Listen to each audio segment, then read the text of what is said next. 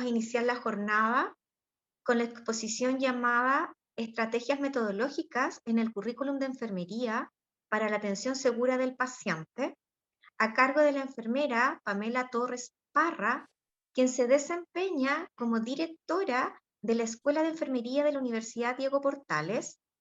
Pamela es enfermera, es magíster en educación superior de la Universidad Mayor, tiene estudios en programación neurolingüística y pertenece de hecho a la Sociedad de Programación Neurolingüística y ha realizado diversos cursos de simulación clínica. Entonces dejo con ustedes ahora a la señora Pamela Torres Parra. Muchas gracias, Maritza, por esa presentación.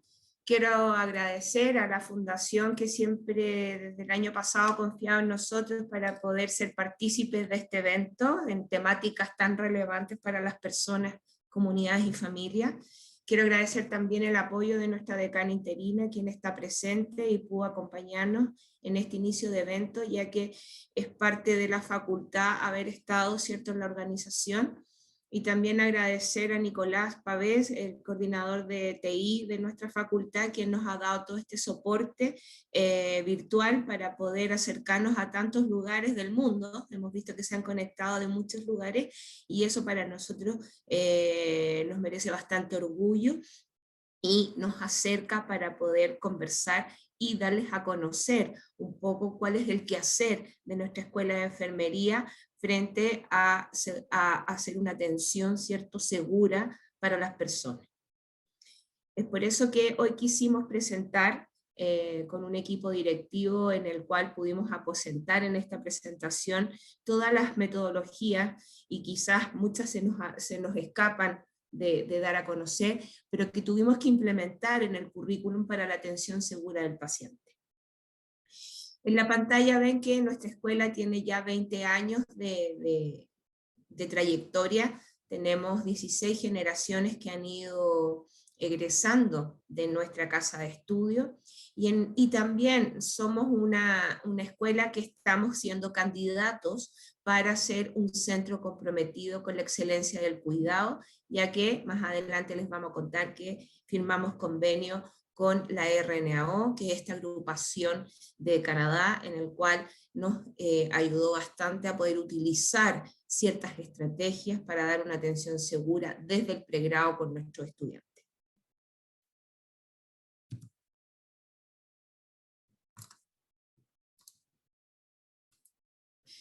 Bueno, en enfermería y su formación, ¿cuál es el camino a seguir?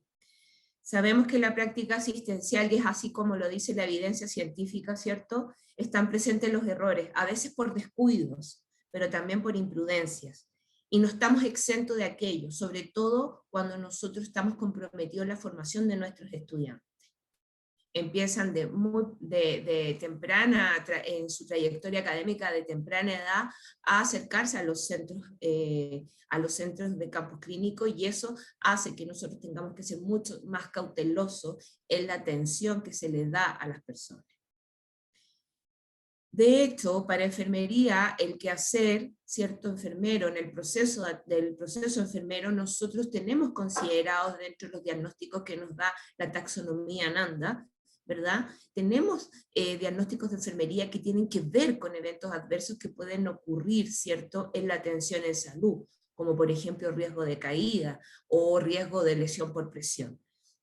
Entonces, uno de los mayores desafíos para nosotros es crear una cultura de seguridad de manera eficaz en nuestra institución y sobre todo en nuestra unidad académica, de manera que desde temprana edad los estudiantes en sus inicios de estudio puedan inmediatamente impregnarse de estos conceptos para que no se tome como una asignatura o solamente una temática que se ve en una asignatura clínica, sino que sea parte de la médula que debe llevar un profesional que va a estar a cargo en la atención de las personas. Han habido bastantes noticias de eventos adversos en donde también se han visto involucrados estudiantes de la profesión, lo que para nosotros nos hace hacer un análisis extensivo, ¿cierto?, desde las escuelas frente a este tipo de errores. ¿Qué es lo que está sucediendo? ¿Cómo nosotros podemos aportar ¿verdad? Desde el pregrado, desde la formación de nuestros estudiantes, al mínimo este tipo de errores que puede costarle la vida a una persona y los costos que tiene para las víctimas secundarias a estos eventos. Y es ahí donde nosotros hemos tenido que buscar estrategias en la formación de los estudiantes para incorporar esta cultura de seguridad del paciente, implementándolo desde el primer año de la carrera hasta el 5º año, e incluso cuando hacemos algún evento, sobre todo ahora que se ha podido hacer mucho en virtualidad, invitamos a nuestros egresados donde también hablamos de estas temáticas de manera abierta, de manera de analizar y poder contribuir a nuestra sociedad.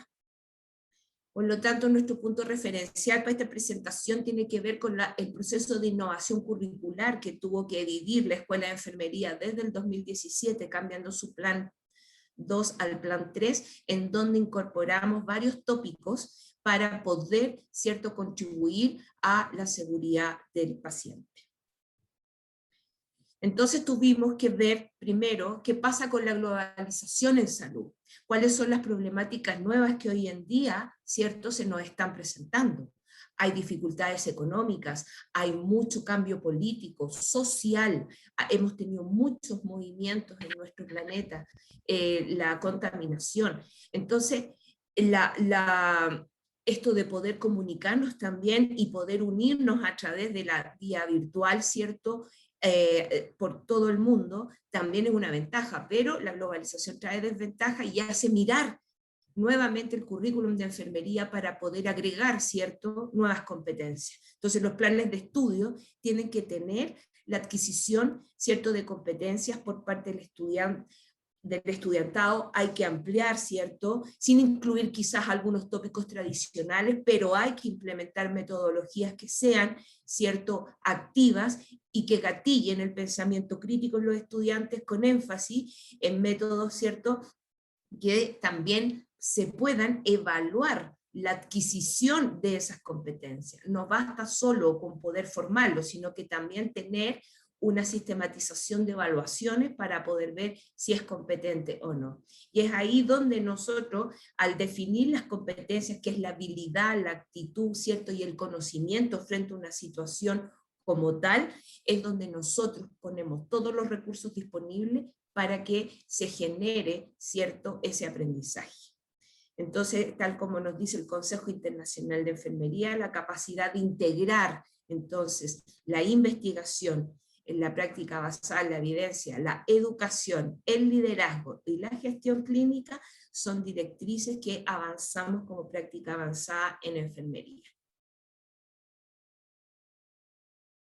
Para hacer la innovación curricular, tuvimos que también ver qué nos decía el proyecto Tuning latinoamericano, en el cual hace esta convergencia desde las competencias a nivel europeo y cómo nosotros las podíamos, ¿cierto?, encasillar en nuestro continente de acuerdo a nuestras necesidades y a nuestro perfil, ¿cierto?, del usuario. Y es ahí donde se dieron ciertas competencias en que nos llaman a poder formar estudiantes que sean capaces de poder diseñar y gestionar proyectos de investigación relacionados con el cuidado de enfermería y la salud, la habilidad para resolver los problemas de salud utilizando la investigación en la práctica de enfermería y tener el conocimiento y capacidad para aplicar la tecnología y la información en investigaciones de enfermería y salud. Por lo tanto, cuando vimos que estas competencias tenían que ver con la constelación de la investigación con el hacer, nos hace también bastante sentido a los desafíos que se nos fueron presentando en plena pandemia, que es lo que les vamos a hablar a continuación. Dentro de los tópicos para implementar la innovación curricular de enfermería, tuvimos una oportunidad que se nos presentó en el año 2019, en que el Departamento de Enfermería, como VP Soul Host Leader, ¿cierto?, de la RNAO Chile, representada por la doctora María Silva, nos hicieron la invitación a poder ir a poder presentarnos como un centro formador y pasar a firmar convenio y tener la oportunidad de ser un centro comprometido con la excelencia del cuidado. Entonces, frente a ese desafío, comenzamos con nuestro modelo de innovación curricular, dando las directrices institucionales de la UDP frente a un modelo educativo que está centrado en el estudiante, que tiene que ver con la articulación de la investigación con el pregrado y el quehacer profesional y disciplinar. Tiene que ver también con las habilidades genéricas, que hoy en día son muy representativas para que el profesional se pueda desempeñar en los distintos escenarios. Tenemos también el liderazgo, el trabajo en equipo, también tuvimos que ver metodologías diversas que fueran innovadoras y que gatillaran más bien el pensamiento crítico y reflexivo, más allá de una memorización y solamente conocimiento. Y también tuvimos que ver el enfoque que fuera integrador, poder integrar algunas asignaturas para que el estudiante pudiera aplicarlo. Entonces, como vemos acá en las imágenes, es todo el paso a paso que tuvimos que ir viviendo, ¿cierto?, para hacer esta innovación curricular y poder incorporar ciertos elementos que nos ayudaran en esta temática que hoy nos convoca, que es con la seguridad del paciente. Dentro de las metodologías integradoras que nosotros ubicamos después de todo este proceso que lo vivimos desde el 2019, o sea, del 2017 al 2019, y en el 2020 comenzamos con nuestra primera cohorte en plena pandemia, ya en donde nos confinamos todo el mundo y no pudimos hacer presencialidad. Es ahí cuando empezó nuestro plan 3 y los desafíos se fueron aumentando, pero aún así nuestras metodologías integradoras para este currículum era transversalizar en este nuevo plan de estudio la bioética y la legislación en enfermería, más allá de una asignatura dentro del arquetipo de la malla, enfermería basada en la evidencia, salud digital en enfermería, competencias genéricas para el desarrollo profesional y liderazgo en enfermería. Con todas esas temáticas nosotros las fuimos transversalizando en el plan de estudio y dentro de eso viene esta conexión que tuvimos que hacer con la RNAO para hacer un VPSO académico. En enero del 2021 entonces logramos firmar convenio. Ahí estuvimos con la directora ejecutiva de la RNAO, Doris Hilprum, también estuvimos con la VPSO Host Leader de Chile, la doctora María Silva, y en esa oportunidad con las autoridades tanto de la decanatura y también las autoridades de la escuela, en donde firmamos este convenio con la RNAO. Ahí fue todo virtual, de manera híbrida. Tuvimos algunos en la escuela porque lógicamente los aforos no nos permitían hacer ningún evento que reuniera un número importante de personas. Sin embargo, esta globalización nos pudo unir, ¿cierto?, a través de la virtualidad. Bueno, la RNAO es una asociación de enfermeras registradas de Ontario, en donde ellas nos proyectan hacer buenas prácticas basadas en evidencia, y en el caso de nosotros, nuestro compromiso como centro formador es ser un centro comprometido con la excelencia y los cuidados, utilizando la evidencia científica en la toma de decisiones. Por lo tanto, esta asociación que está desde el 1925 y que no solo las escuelas de enfermería han firmado convenio con la RNAO, sino que a través del Ministerio de Salud también hay bastantes campos clínicos o centros hospitalarios que han firmado convenio a través del Ministerio para poder utilizar estas guías de buenas prácticas que nos otorga esta agrupación de Ontario para poder, en base a esta evidencia científica, a las recomendaciones que dan estas guías para ciertas temáticas. Entonces nosotros tenemos el objetivo de desarrollar y difundir pautas de las mejores prácticas de acuerdo a las guías que nosotros, ¿cierto?, hemos incorporado por convenio para las enfermeras y otros profesionales. Incrementar la capacidad para permitir que las enfermeras y otros profesionales implementen y mantengan las mejores prácticas de salud basadas en evidencia en todos los entornos de atención, y abogar por cambios organizacionales de política y de sistema para analizar que las personas reciban la atención en salud mental y adicciones de calidad basada en evidencia. Si se fijan, tiene toda un área comprometiendo todos los niveles de atención, en donde nos aportan guías de buenas prácticas, y bajo el convenio la Escuela de Enfermería optó por tomar 4. ¿Para qué? Para ser un centro en la educación de enfermería basada en la evidencia para impactar en el aprendizaje de los estudiantes y obviamente mejorar los resultados para los pacientes. Primero nos tuvimos que capacitar en todo lo que era la comprensión de las guías de buenas prácticas de la RNAO y cómo poder implementarlo en nuestro currículum innovado.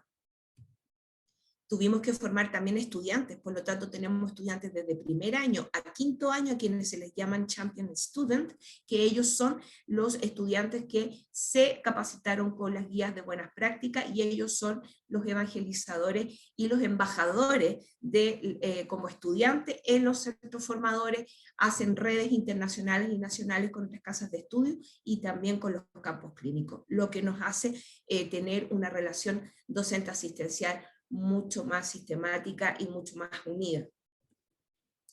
Formamos el equipo de coordinación de la RNAO para poder implementar estas nuevas guías de buenas prácticas en el currículum de enfermería y las temáticas que íbamos a abordar. Tuvimos primero que ver la identificación del problema, adaptar las fases de la guía del plan de estudio, revisar todos los programas de asignatura y dentro de eso también estuvo la capacitación de la RNAO y enfermería basada en la evidencia para poder articularlo en el plan de estudio innovado, planificar y desarrollar las actividades y luego vendría nuestra evaluación externa que aún estamos en proceso. Estas son las guías que nosotros como la Escuela de Enfermería escogimos. Están dentro de la línea de la humanización del cuidado, que es el establecimiento de la relación terapéutica, pero también tenemos una línea de liderazgo de enfermería, que es la guía que nos aporta la RNAO, que es el desarrollo y mantenimiento del liderazgo de enfermería. También está dentro de la línea de calidad y seguridad, está la valoración y manejo de las lesiones por presión para equipos interprofesionales, y la prevención de caída y reducción de lesiones derivadas de las caídas. Por lo tanto, estas guías nos aportaban bastante dentro del tema de seguridad del paciente, porque son guías que dan recomendaciones con evidencia científica. Por lo tanto, son esas recomendaciones las que nosotros implementamos, ¿cierto?, en el currículum, obviamente en un escalamiento. Partimos con el modelo de Patricia Van, en donde tenemos el noviciado hasta que sale el experto. Por lo tanto, cada elemento de esta guía se va incorporando en el currículum, pero también dependiendo del nivel que está cursando este estudiante. Y es ahí donde tuvimos que hacer bastantes claustros académicos y también con estudiantes para ver cómo vamos a implementar estas guías y cómo vamos a darle desarrollo. Vimos el plan 2, el plan 3, las asignaturas, hicimos hipótesis de progresión, que tiene que ver con el uso de la evidencia científica y el uso de las guías de RNAO, sobre todo las que están dentro de la línea de la seguridad del paciente, y que con cada asignatura del plan fuimos viendo cómo podíamos incorporar las recomendaciones y de qué metodologías el estudiante las podía, ¿cierto?, impregnarse de ellas, poder trabajarlas, de manera que ya cuando tuviésemos un alumno más maduro, entre segundo o tercer año, que ya están en prácticas clínicas troncales, pudiese aplicar estas recomendaciones basadas en evidencia.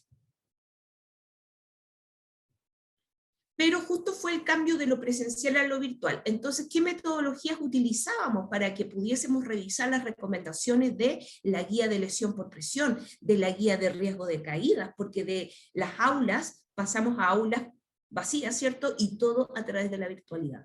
Por lo tanto, tuvimos que hacer uso de la simulación clínica virtual, en la cual pudimos adjudicarnos fondos compensatorios institucionales para poder hacer compras de software con programas de simulación virtual, en donde se trabaja fuertemente el pensamiento crítico y reflexivo, y las temáticas que se ven tenían que ver con todo el quehacer enfermero, no solo con la técnica, sino con el escenario global, para que el estudiante pudiese presentarse frente a este escenario y poder dar cierta respuesta a la atención a través de estos programas virtuales.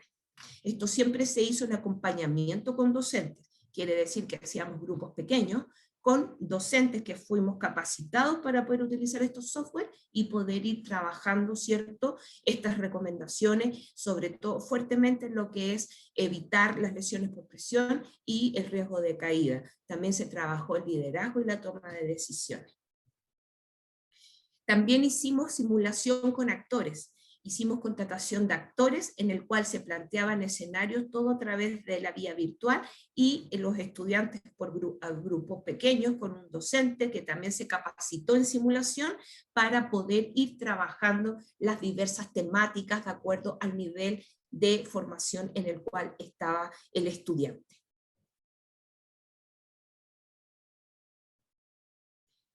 Y esto fue entre el año 2020 y en el 2021 que paulatinamente pudimos hacer algunas actividades respetando los aforos, ya que se estaban levantando, ¿cierto?, las fases de esta pandemia. Y ahí en presencialidad pudimos empezar a hacer más actividades, ¿cierto?, en nuestro centro de simulación, en el cual teníamos simulación de tarea o simulación de habilidades, que es más que nada la práctica deliberativa, una y otra vez, para que vayan practicando, se vayan instruyendo.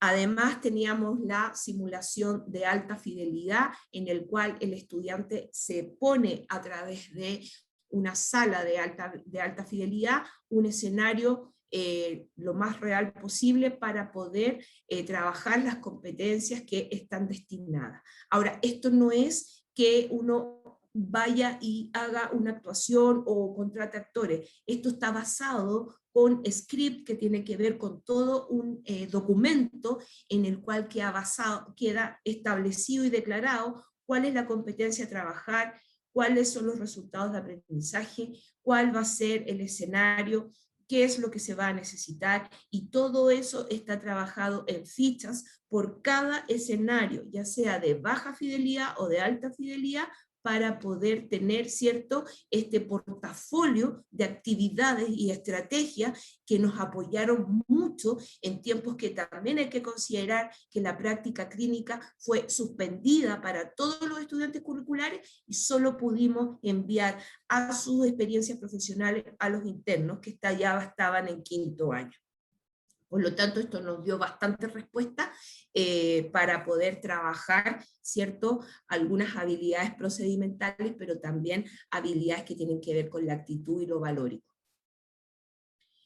Pudimos también trabajar en cápsulas, en que teníamos también poder optar a fondos institucionales para poder hacer cápsulas de aprendizaje en donde se planteaban ciertos escenarios con temáticas como la seguridad del paciente, una caída de un paciente o un paciente postrado, lo que trae riesgo de lesión, también ver el liderazgo frente a un equipo interdisciplinar, y todo eso se generaban cápsulas de aprendizaje y después se subían a la plataforma que nosotros trabajamos con Canvas, que aún estamos con ella, para poder generar estos aprendizajes.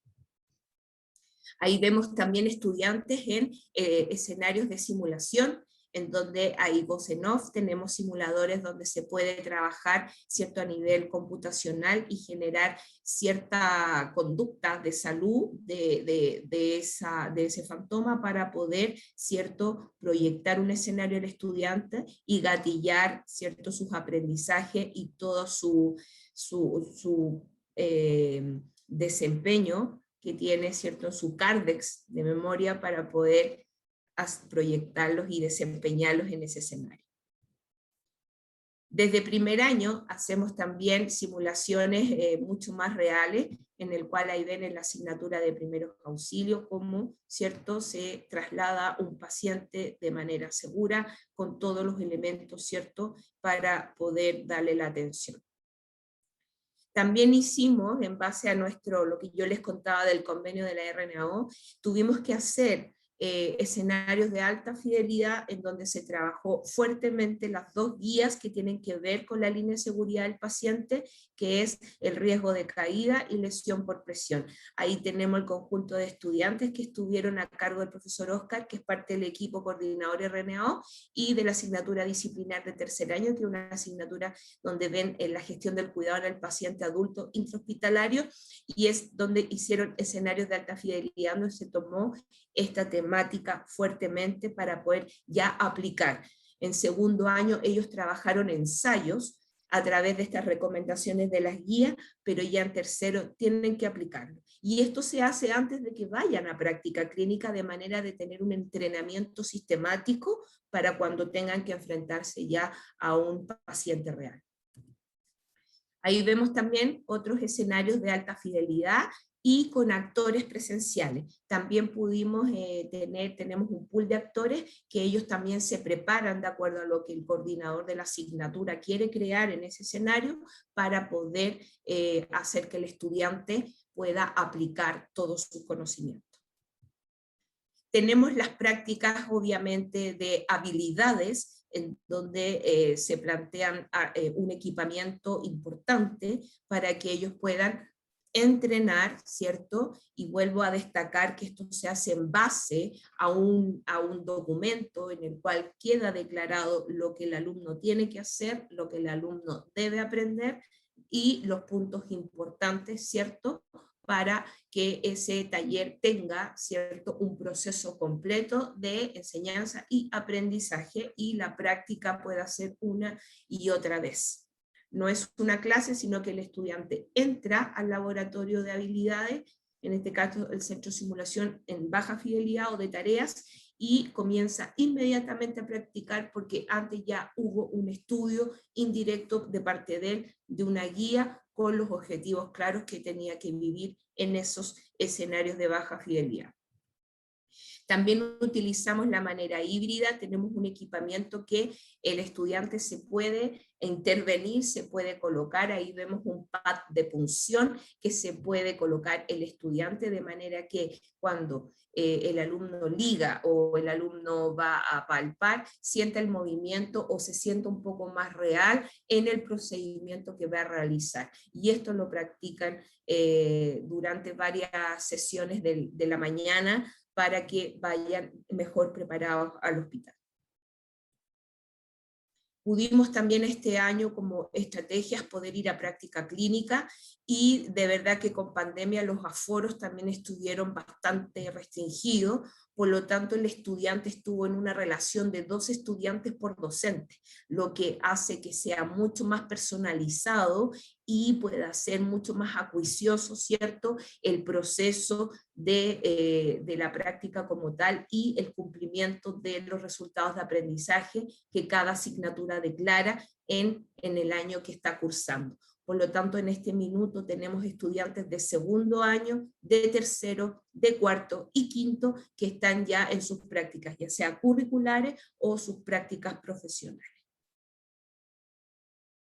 Aquí vemos también cómo están en la práctica pediátrica, en donde nosotros tenemos amplios campos clínicos, y que también es fue una buena oportunidad hacer este convenio con la RNAO, porque también los hospitales donde nosotros vamos son hospitales que han firmado convenio con la RNAO y están trabajando esas guías de buenas prácticas con evidencia científica, lo que nos hace tener un rol protagónico y también tener ese alineamiento, esa articulación entre lo que hace la academia y lo que también se hace a nivel asistencial, para que esa brecha sea menos, ¿cierto?, sea más angosta, más pequeña, y se pueda evidenciar que lo que se ve en la academia se aplica también a nivel asistencial con todas las personas. Y otras implementaciones que hemos puesto en el currículum, aprovechando la virtualidad que nos permite poder conectarnos con gente de todo el mundo. Tenemos a la doctora Carol Holling de Australia, ella es experta en inteligencia artificial, en todo lo que es la salud digital, por lo tanto la invitamos al Día de la Enfermera, que se celebró el 12 de mayo, para que nos pudiera dar una charla frente a todo lo que es, ¿cierto?, la digitalización en salud, pero también con el toque de humanización y poder llegar a las personas con nuestra atención. Invitamos también en esa oportunidad a la enfermera Tiare Pavés, que ella es la encargada de las guías de buenas prácticas de la RNAO en el Hospital San Borja de Arriarán, para que los estudiantes también vieran que este encuentro tenía un objetivo, tenía un propósito, de que vieran cómo estas recomendaciones han podido impactar en la atención de los usuarios, y cómo ellos también pueden, ¿cierto?, aportar, ya que desde el pregrado, desde nuestra escuela, al ser candidato para ser un centro de excelencia en la formación, o sea, en la excelencia del cuidado, ellos también pueden aportar en estos centros de salud.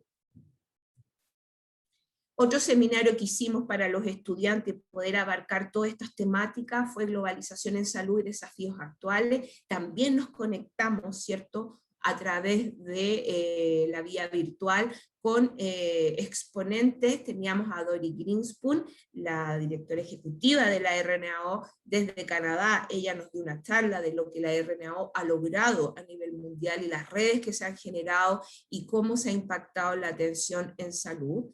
También tuvimos al doctor Crispín Gigante de España, docente de la Universidad de Alcalá, que nos habló también del liderazgo de enfermería, la labor de la enfermería y la profesión, cómo debe ir creciendo en esta globalización, cómo la complejización de los pacientes, las medicaciones, los nuevos tratamientos, las nuevas tecnologías, hacen que tengamos que tener un profesional aún más preparado, más competente. Y también nos acompañó la doctora María Silva para hablarnos de la implementación de la RNAO en Chile y también su experiencia como fue en el Departamento de Enfermería de la Universidad de Chile. Ahí vemos cómo nos dieron una charla de todas las directrices de las buenas prácticas, impregnando al estudiante y para que también se haga más protagonista de las guías que nosotros incorporamos en nuestro currículum en son de la seguridad de las personas. Por lo tanto, como concluyendo, ¿qué es lo que nosotros requerimos en la formación de un futuro profesional de la salud? Tiene que ver, ¿cierto?, con un entrenamiento previo, con formación, un currículum que esté basado no solo en simulación clínica, sino que también tenga metodologías que trabajen mucho el pensamiento crítico y reflexivo, en donde se analicen situaciones de enfermería con grupos pequeños, con guías que tengan rutas a seguir, que tengan el paso a paso, de manera de encaminar el aprendizaje de manera más sistemática para el estudiante, porque también hay que tomar en cuenta que desde la virtualidad a la presencialidad, sin haber tenido un proceso paulatino, fue un cambio tremendo. También tenemos una población que está bastante afectada desde el punto de vista salud mental, por lo tanto, las motivaciones, los problemas económicos y todos estos factores que se están dando durante esta pandemia y que van a seguir, ¿cierto?, estando presentes en las problemáticas de nuestro país y del mundo, hace que nuestro desafío en la formación sea aún mayor y tengamos que plantear, ¿cierto?, una oferta de metodologías que activen al estudiante, motiven al estudiante y lo hagan más protagonista de la profesión que escogieron, ¿cierto?, estudiar. Trabajamos bastante el liderazgo, tenemos la guía de la RNAO también que trabaja muy fuertemente el liderazgo, que es lo que fue llamado desde el 2020, recordemos cuando se cumplían los 200 años de Florence Nightingale, en que se habló del liderazgo, una voz para llevar la salud al mundo, en donde la enfermería se comenzó a visibilizar aún más en pandemia. Lamentablemente con ese suceso nos visibilizamos más, pero era la oportunidad de poder trabajar el liderazgo y hacer escenarios de alta fidelidad en donde tuviésemos que, obviamente, gatillar, ¿cierto?, esa competencia en el estudiante. Y la investigación, que también está transversalizada desde primer año a quinto año, en donde utilizamos, ¿cierto?, metodologías y estrategias investigativas, usamos la enfermería basada en la evidencia desde primer año, lógicamente de acuerdo al nivel de formación, y vamos aumentando la complejidad y la profundización, de manera que el estudiante no vea la investigación como un área aparte, sino que pueda consumirla, pueda utilizarla y pueda, ¿cierto?, hacer uso de ella para poder tomar las mejores decisiones cuando se encuentra a problemáticas y dilemas, ¿cierto?, dentro de la atención en salud. Eso es lo que nosotros podríamos compartir en lo que es, ¿cierto?, haber incorporado algunas metodologías en que nos tocó en un periodo muy complejo, pero que hemos podido lograr, ¿cierto?, e impactar en los estudiantes, manteniéndolos cautivos y siguiendo con su trayectoria académica para formarlos como buenos y excelentes profesionales de salud. Muchas gracias.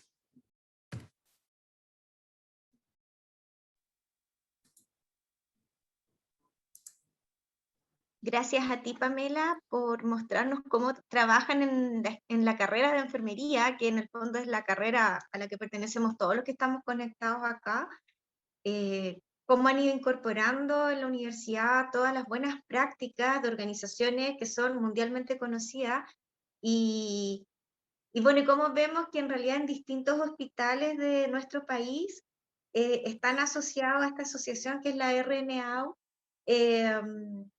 porque tú mostraste cómo están en distintos hospitales y lo hemos viendo cómo aparte de la universidad, los distintos centros hospitalarios también se han ido incorporando a esto de incorporar programas de atención segura a los pacientes.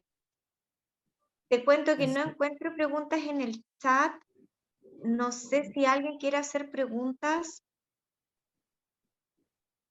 para que Pamela pueda respondérselas.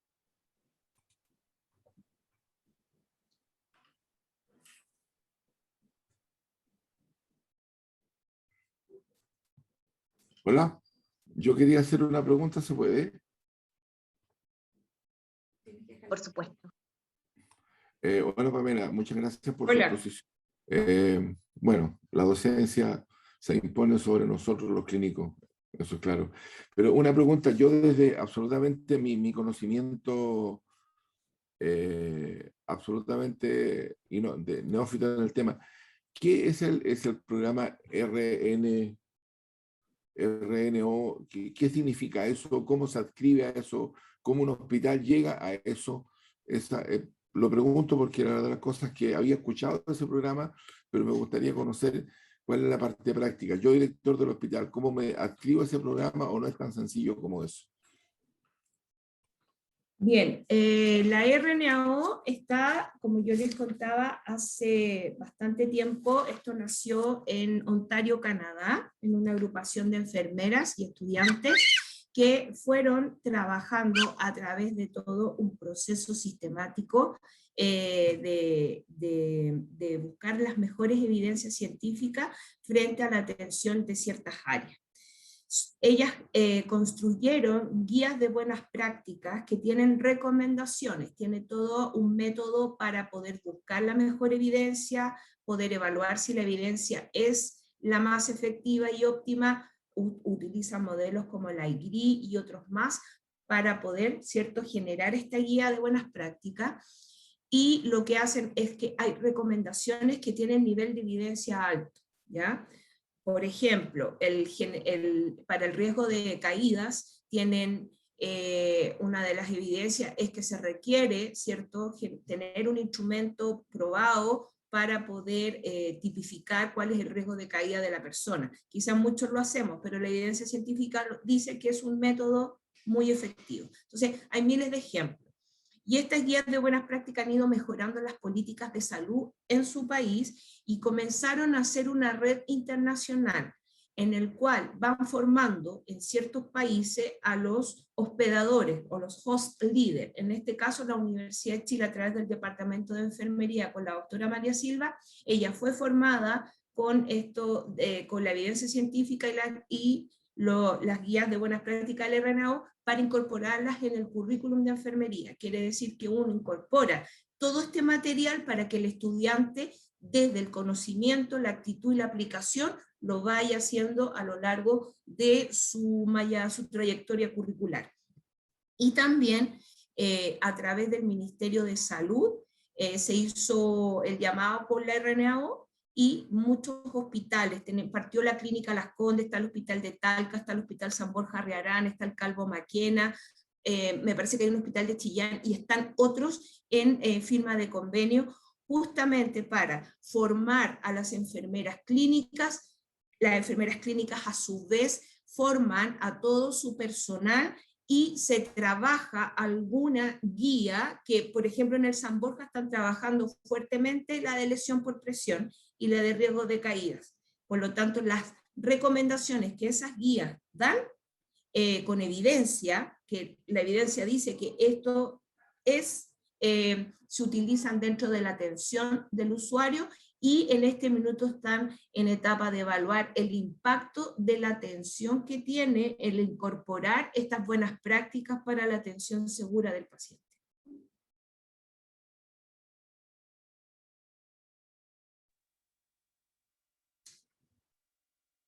Pamela, tengo una pregunta para ti que la hace María Teresa de Puerto Montt.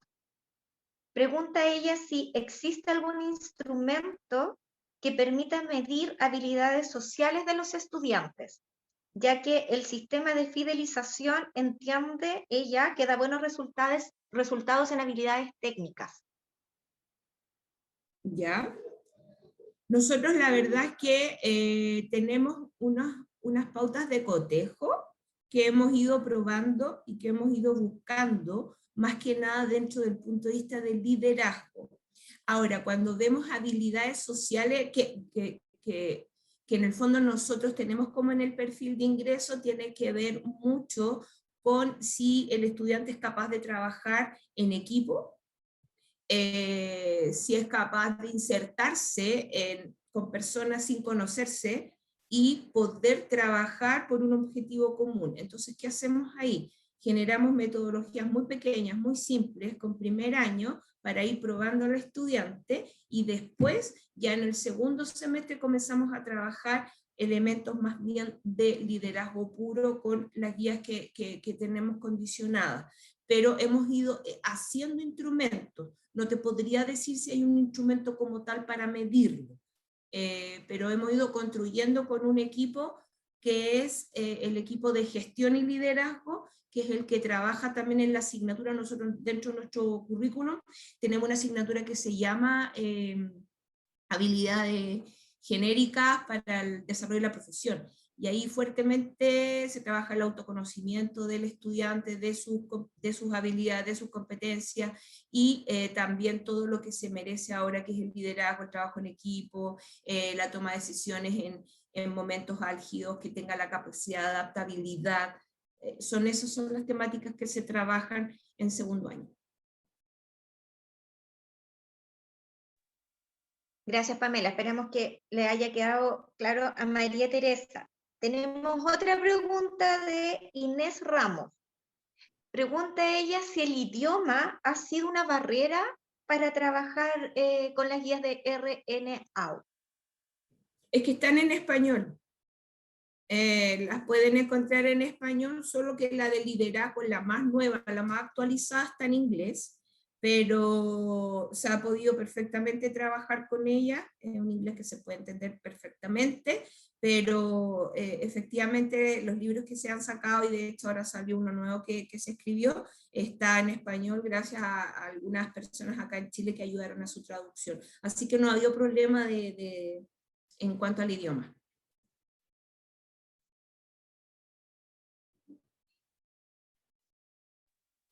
Espera, acaban de escribir algo en el... Pamela, a mí me gustaría hacerle otra pregunta en realidad. Uno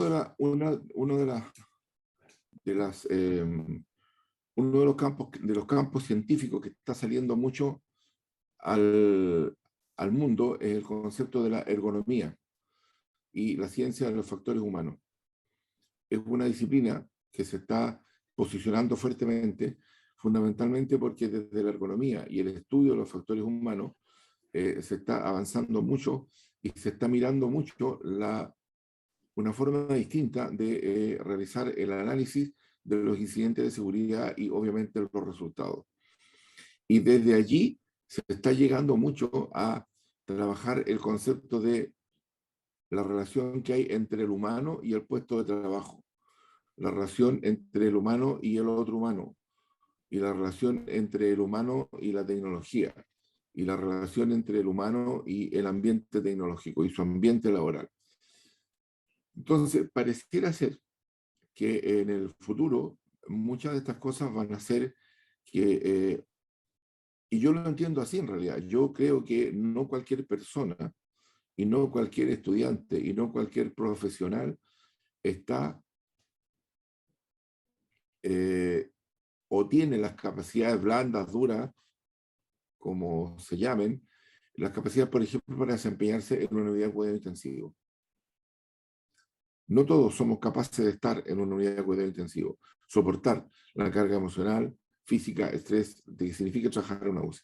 Entonces, mi pregunta tiene que ver con esta nueva ciencia que aparece de la relación del factor humano con los puestos de trabajo. ¿Existe desde la enfermería o desde la ciencia o desde la academia algún estudio o alguna práctica o alguna recomendación que ustedes hacen para establecer estas relaciones y posicionar al alumno en su mejor campo de desarrollo?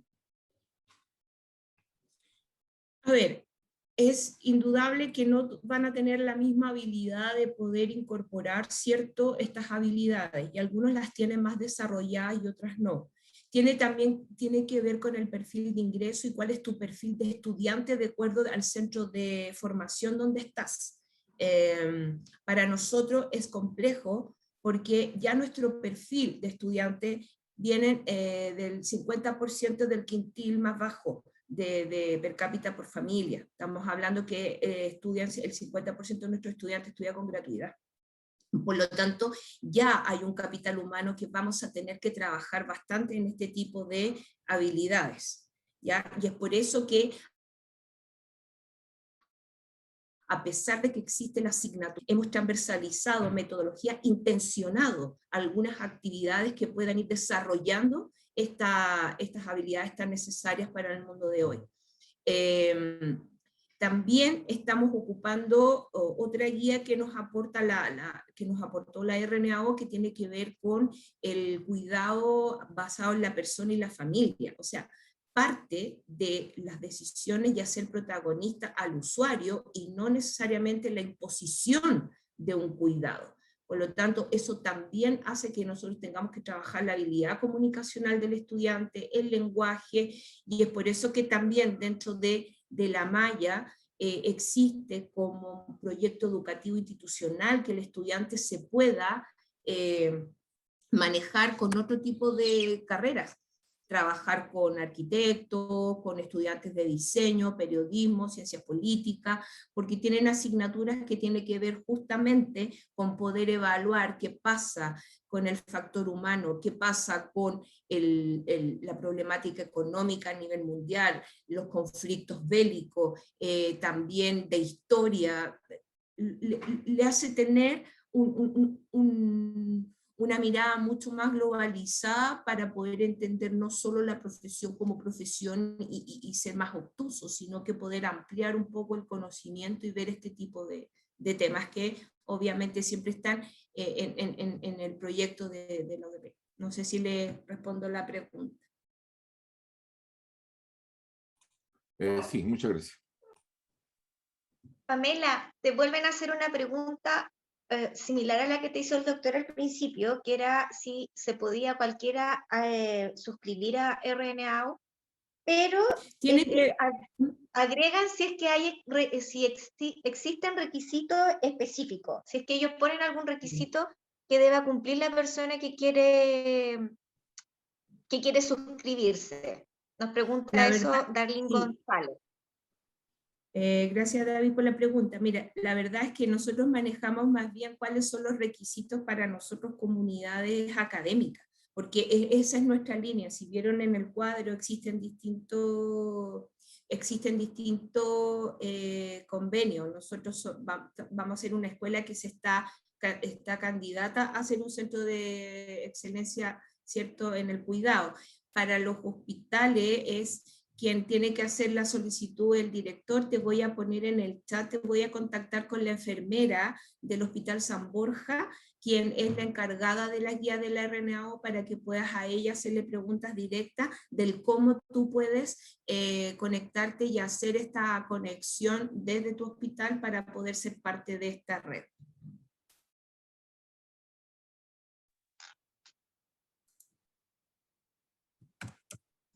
Te está dando las gracias, Darlene, por el contacto que vas a lograr y que a lo mejor no solo lo va a tomar Darlene, y esa es la gracia de estos encuentros, que en el fondo probablemente la enfermera del San Borja va a empezar a recibir como muchos correos para que le avises. Pero bueno, eso se trata, de que uno vaya difundiendo las buenas prácticas. Esa es la idea de que estemos aquí todos juntos, cada uno en su computador. No veo ninguna pregunta más, ni por el lado de, ni por chat, ni por preguntas, porque igual me subieron preguntas a la parte de preguntas. Pamela, no habiendo más preguntas, te damos las gracias. Ahí está compartiendo Pamela. Se los voy a decir por si alguien no lo está viendo. Es tiare.pavés, pavés con Z, sí. @ redsalud.gov.cl. Se lo voy a repetir, tiare.pavés @redsalud.gov.cl. Y ahí están empezando a salir las gracias por compartir el dato, porque de hecho la que está dando las gracias ahora es otra persona que está asistiendo, es otra asistente, ya no es Darlene. Así que Pamela, te damos las gracias por habernos compartido la experiencia de cómo se están formando los nuevos profesionales, nuestros futuros colegas. Muchas gracias por la invitación. Pamela.